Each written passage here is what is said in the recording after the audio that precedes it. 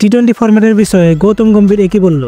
ইস guys, recently হয়ে যাওয়া India versus অস্ট্রেলিয়ার যেটা 5টা টি-20 সিরিজ হলো, তো সেটাতে কি হয়েছে আমরা সবাই জানি।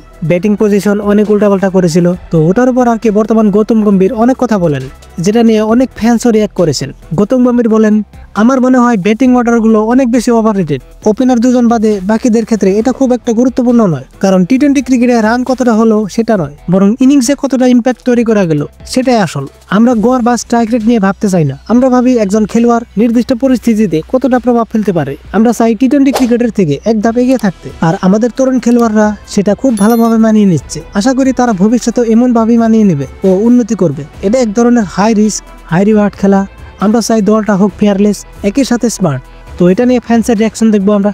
তো একজনে বলেন, গৌতম গম্ভীর নিজেকে আসলে অতিরিক্ত গুরুত্ব দিচ্ছেন। ব্যাটিং অর্ডার প্রতিটা ফরম্যাটেই সবচেয়ে গুরুত্বপূর্ণ বিষয়, বিশেষ করে প্রথম 5 জন। তাদের নিজেদের ভূমিকা স্পষ্টভাবে জানা দরকার, অর্থাৎ শুরুতে সামলানো, ইনিংস গড়া, গতি বাড়ানো আর প্রভাব ফেলা। একই কথা প্রথম 3 জন বোলারদের ক্ষেত্রে প্রযোজ্য।